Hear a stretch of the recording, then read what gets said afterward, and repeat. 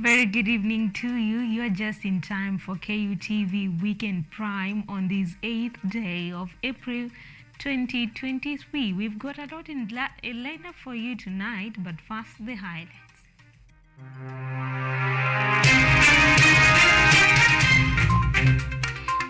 10 people feared dead in several alleged.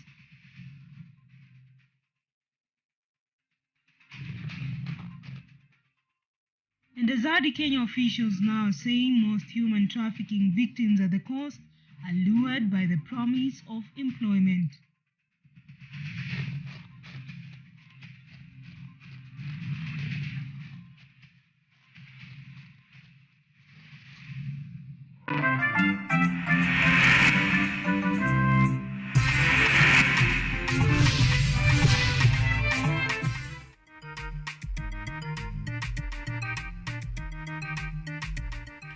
Welcome to the broadcast. I'm in the company of ODHIAMBO, a sign language interpreter for the night, and I go by the name DAPHNEY ORINA. We are streaming live on YouTube at KUTV Kenya Live and on Facebook at KUTV Kenya.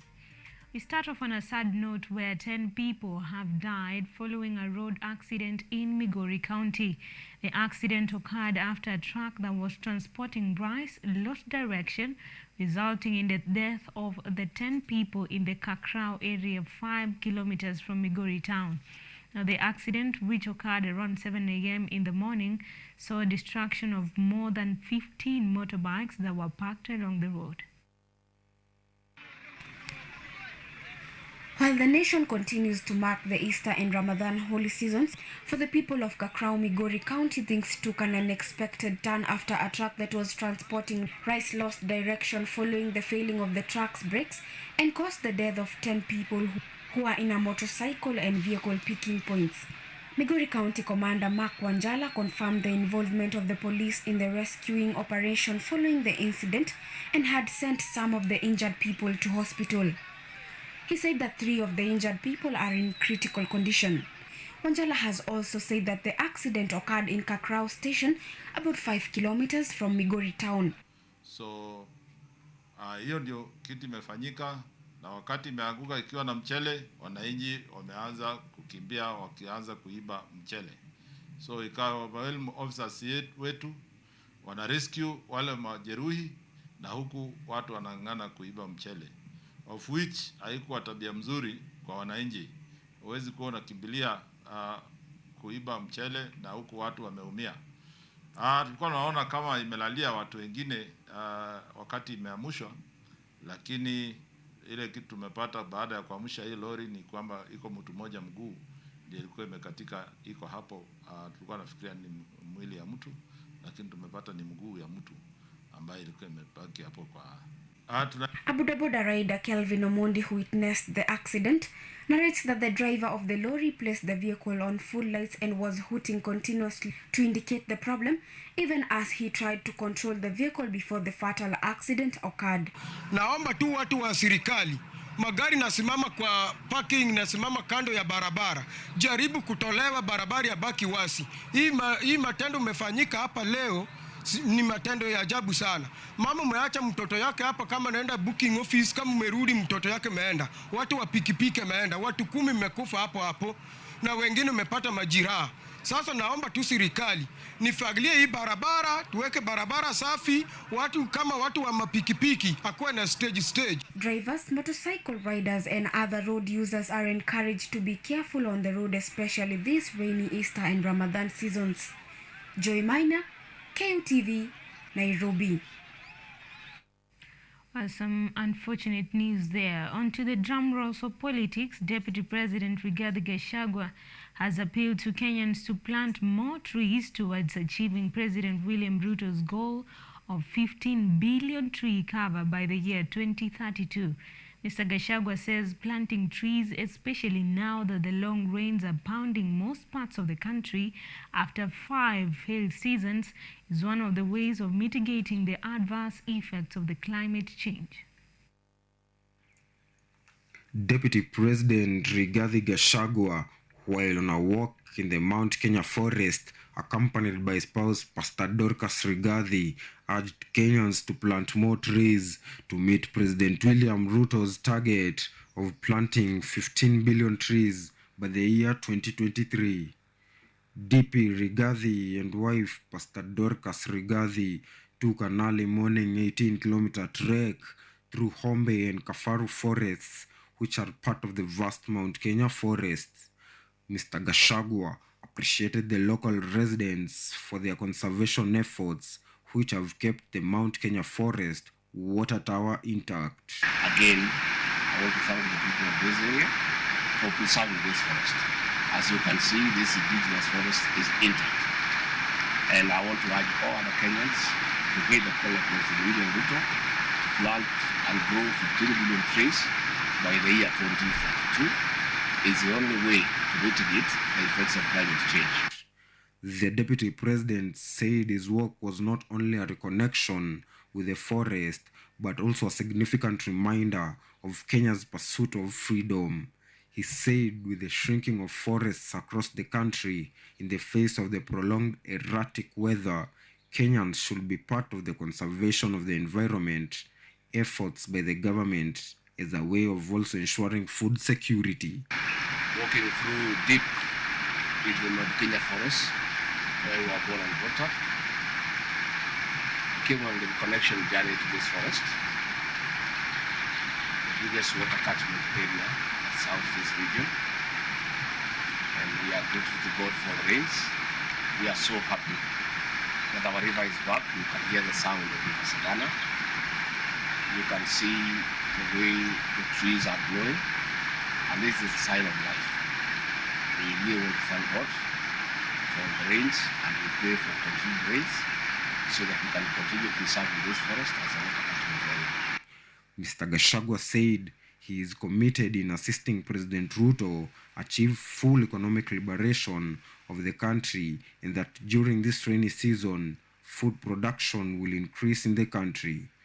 Pastor Dorcas described the sounds of the waters in the forest and the greenery as a testimony that God answers prayers.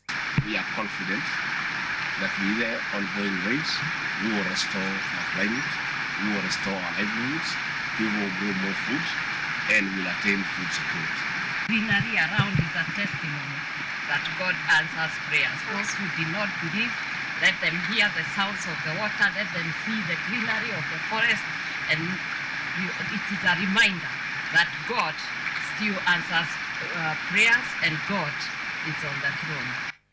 The Deputy President and his spouse spent time interacting freely with locals during the walk as they spent the Easter holiday in their rural home at the Ruri village, Mathira constituency in Nyeri County. During the engagements, the locals in Kieni and Ruri told Mr. Gachagua that they were opposed to a political handshake with the opposition. Their wish was for the leadership to focus and deliver on the Kenya Kwanza administration election promises. Reporting for KUTV, I am Jama Gikomo. In other news, 6 days have passed since President William Ruto and opposition leader Raila Odinga agreed to a ceasefire to give dialogue a chance at solving the political stalemate that had led to the 2 weeks of the anti-government demonstrations.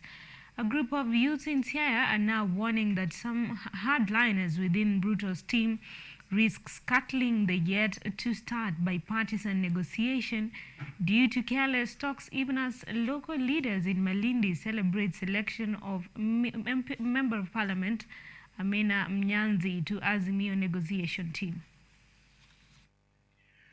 Political debate in the country has been on the low in the past few days, partly due to the holy seasons of Ramadan and Easter, but largely due to a ceasefire announced last Sunday by President William Ruto and opposition chief Raila Odinga that reset Kenya on a path of peace.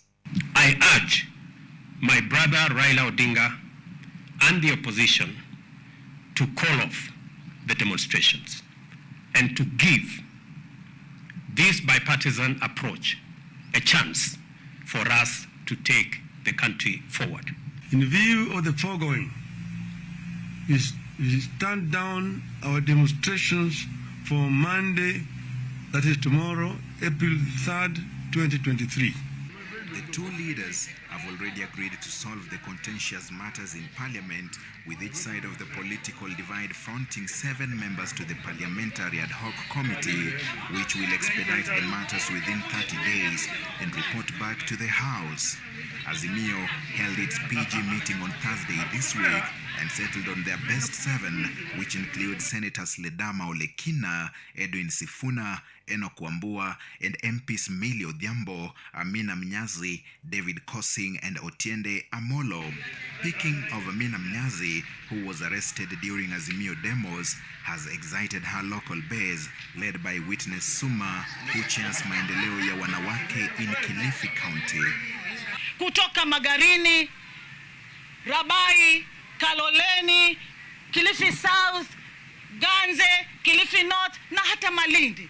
Tumeona ni siku ambayo lazima kama kina mama na vijana tuweze kutoa sauti zetu za furaha. Wakati wa maandamano sisi kama watu wa Malindi tulifurahi sana kwa sababu alionyesha ushupavu.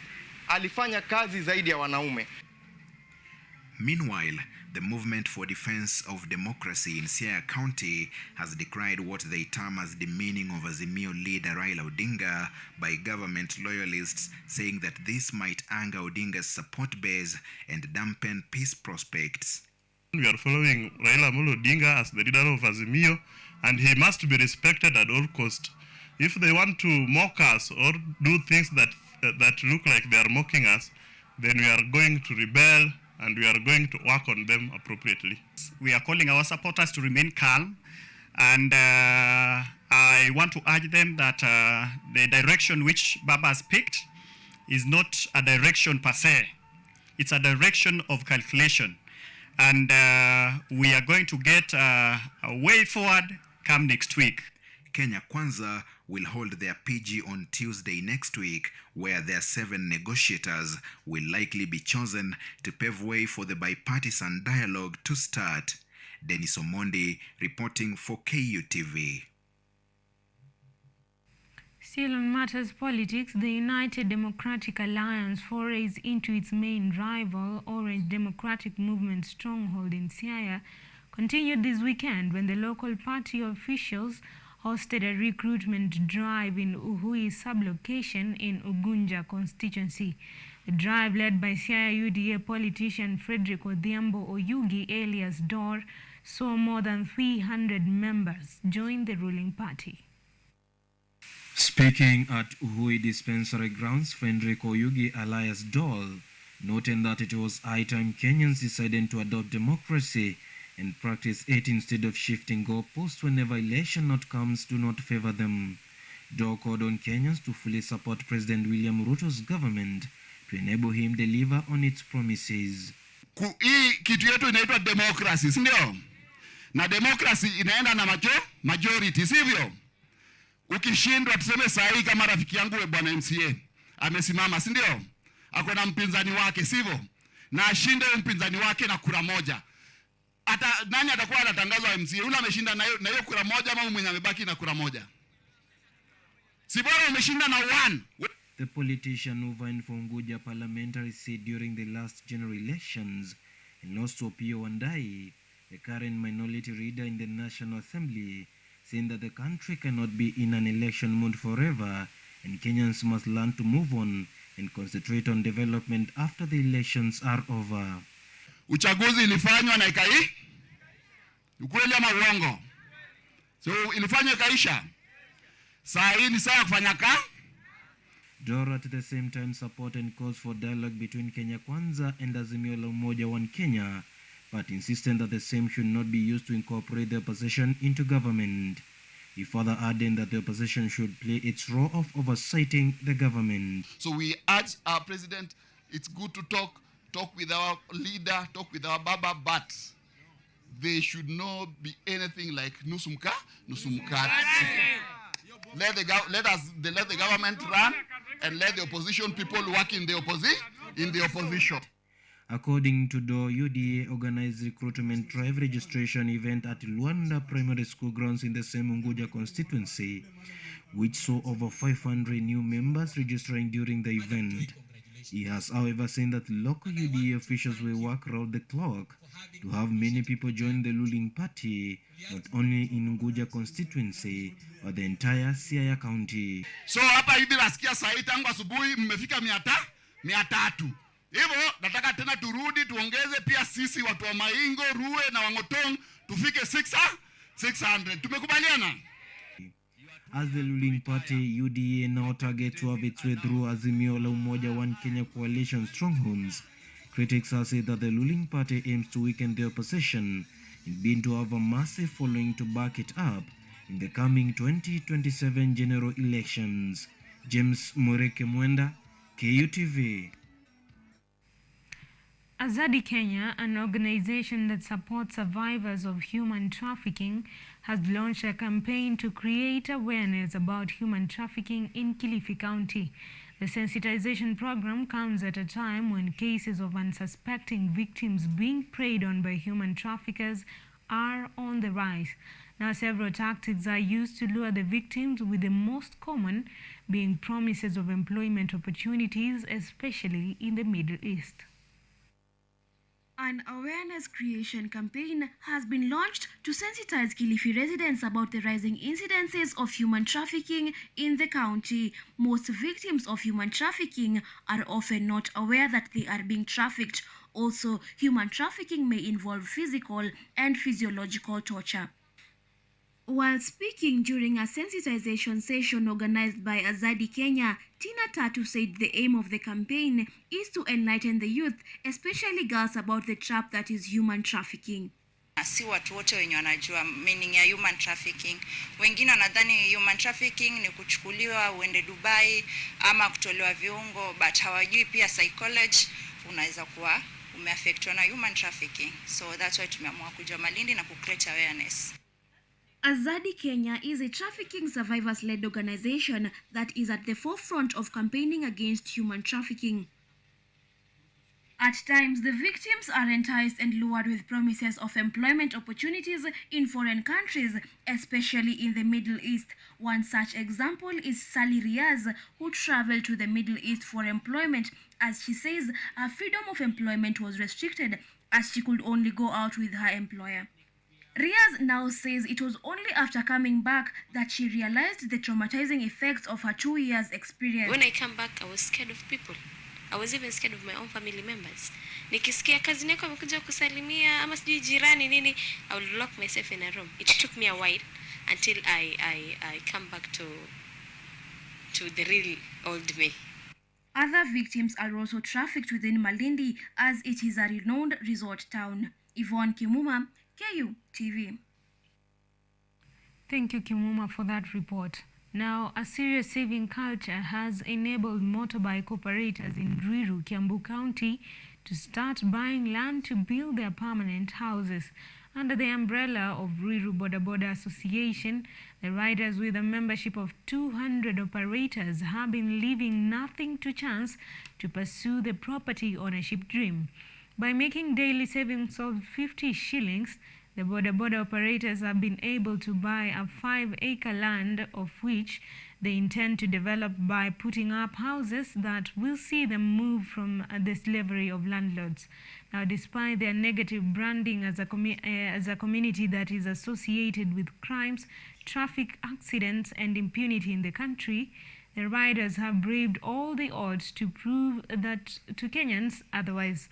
Now, according to their chairman Lawrence Kariuki, the riders started saving a few years before COVID-19 hit the country, a culture that has kept them financially disciplined.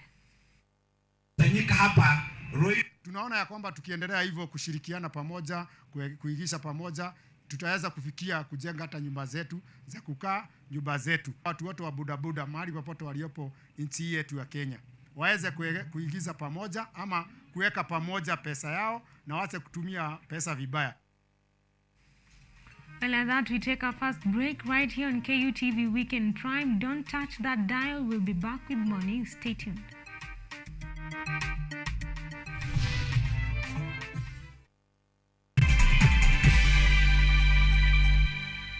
Are you an aspiring media practitioner, a graduate, or you just want to advance your skills in television production? Then welcome to Kenyatta University, where education meets innovation. KUTV, the premier university television station in Kenya, is now offering short courses in TV studio, field technical operations, and video editing. Through these courses, you will acquire hands-on skills on camera operations, media production, lighting techniques, audiovisual editing, and sound and visual control, and how to operate key equipment in modern TV control room. Enroll today at KUTV and discover your full potential in cutting-edge TV broadcasting. Graduates of these courses will receive professional certificates. For more information, visit our offices at KUTV Studios or call us on 020-870-4252 or 020-870-4255 or SMS us on 0739-110-544. KUTV, a new experience.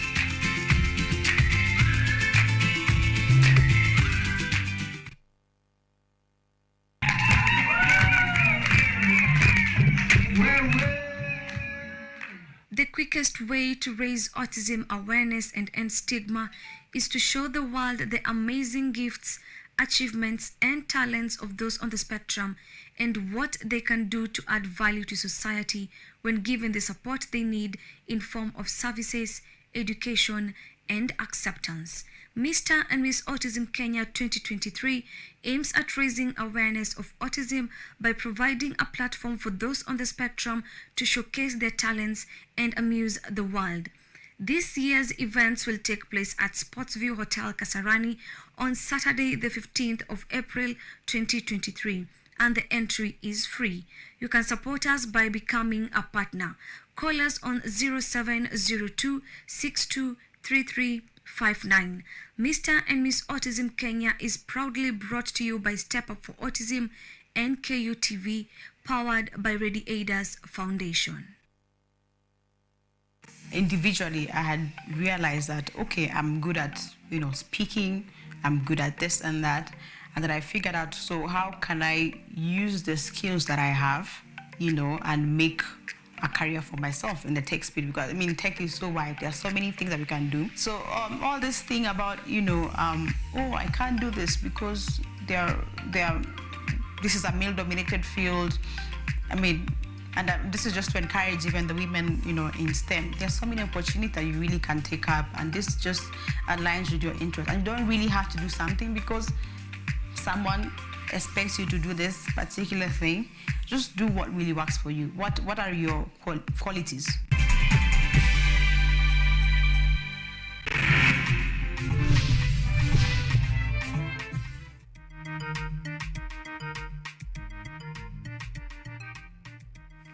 Welcome back and thank you for staying with us. Let's carry on. Thousands of Kiswahili enthusiasts today thronged at Makutano kwa Ngozi Business Center in Cherangany Sub-County in Trans Nzoia County in an event that marked the third anniversary since the demise of the late Ken Walibora, who died on April 10th, the year 2020. Walibora was an exemplary author, scholar, and Kiswahili broadcaster in the country whose reputation cuts across the African continent. It is 3 years since the cruel hands of death snatched a veteran author, renowned scholar, journalist, and a teacher from the world. Professor Ken Walibora was a man who was celebrated by many as a result of his exemplary creative writing skills. Many of the works of the humble, cautious, and gentle man frequently appeared in Kenya's only Swahili newspaper, Taifa Leo. Guests, political leaders, students from nearby schools, and lecturers who are lovers of the Swahili language today gathered together at Makutano kwa Ngozi Business Center to mark Walibora's third anniversary. The man's sudden death on the fateful April 10th, 2020 was officially recorded as having resulted from an accident along Nairobi's Landis Road, but there has been some variations about the cause. Apart from his literary works, Professor Walibora was also known for his journalistic prowess, having worked at KBC and Nation Media Group's defunct QTV. Some of his best-selling books include Siku Njema, Ndoto ya Amerika, Kidagaa Kimemwozea, Mbaya Wetu, Damu Nyeusi, Kufa Kuzikana, and Nizikeni Papa Hapa, just to mention but a few. The contribution of Professor Ken Waliaula Walibora in the field of academics is unforgettable. Israel Omwai, KUTV, Nairobi. Well, may his soul continue to rest in eternal peace. Away from that, the digital divide is one of the biggest challenges to education in the sub-Saharan Africa, where the United Nations says nearly 90% of students lack access to household computers and 82% to the internet. In Kenya, the aid group TechLead Africa aims to change that by building scores of computer labs. In the sleepy village of Mogotio, in the Kenyan Rift Valley region, Nelly Cheboy is teaching children computer skills. Having grown up in poverty in the area, Cheboy says she never used a computer until she was 18. After earning a scholarship and graduating with a degree in computer science in the United States, she decided to return home and help bridge the digital divide. Through her charity organization, TechLead Africa, short for Technologically Literate Africa, Cheboy offers digital skills training to children in schools. We are looking at some people graduating out of college, not even knowing how to send an email. And so with TechLead Africa, we are bringing computers, and then we are along with the curriculum and the program to teach digital skills in rural schools when they're still young. And the children are picking up more advanced skills. Building websites, they're learning about how to express themselves online, how to troubleshoot. They're also learning how to send emails. They're learning how to become a digital native. And so this goes a long way towards solving digital divide. There remains a great disparity in digital infrastructure across Africa's urban and rural areas. According to World Bank data, only 6% of rural areas have some form of digital connectivity. TechLead Africa hopes to change that. We see tools like these computers combined with the internet as the leverage that people need to be competitive, to actually create something of value. Grace Wangoi and Samiruto are 6th grade students at Zawadi Yetu Primary School in Mogotio, founded by Cheboy. I know how to create my own folder, websites. I know how to code. I know how to use terminals to create folders. I'm so happy. I really thank Nelly for giving us this opportunity, because if you go to other schools, don't have computers like this one.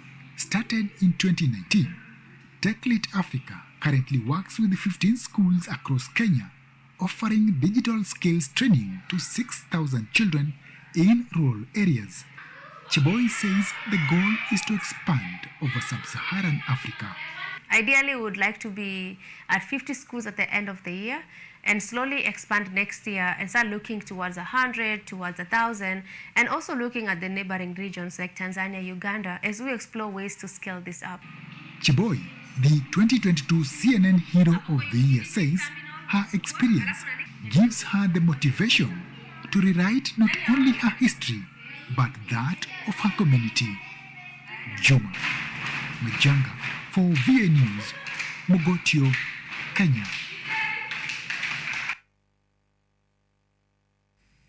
We're coming back with sports after this break.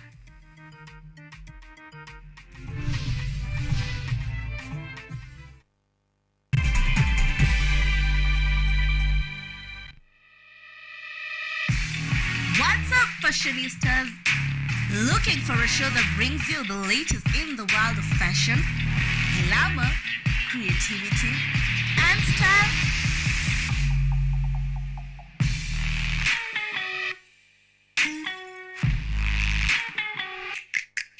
Fashion Diaries got you started as we explore street fashion, modeling, runways, red carpet events, and so much more. Catch me, Ashley Asachi, as we unlock the greatest fashion event. Keep it locked.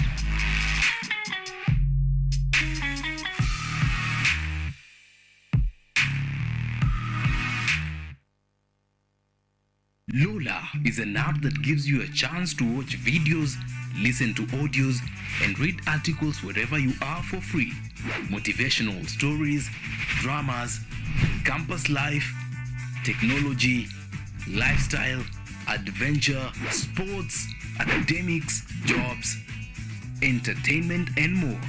Download Lola now on Play Store. All you need, you got Lola.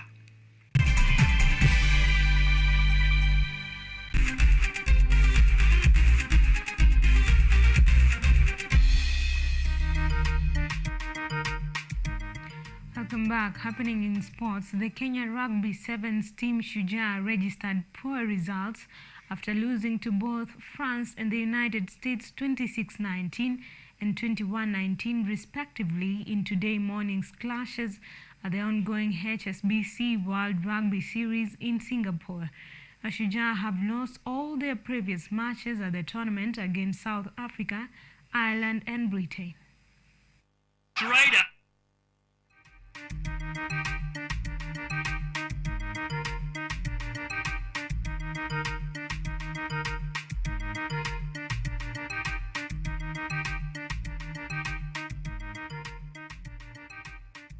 Kenya. Now, the battle at the top of and bottom end of the Football Kenya Federation Premier League standings continues on Sunday with all teams in action across the country. Leaders Gor Mahia face Kariobangi Sharks at Moi International Sports Centre, Kasarani, while second place Tusker will host Sofapaka at the Ruaraka grounds. At the bottom end of the standings, tail enders Vihiga Bullets will face Mathare United at the Buhungu Stadium in Kakamega. At the Nyayo National Stadium, 12-time champions AFC Leopards, who are chasing their first league title in 25 years, face Kenya Police in a potentially explosive encounter. Well, now, the Manchester United in other news team thrashed the Everton team 2-0 yesterday at Old Trafford. United's goals were scored by their midfielder Scott McTominay and striker Anthony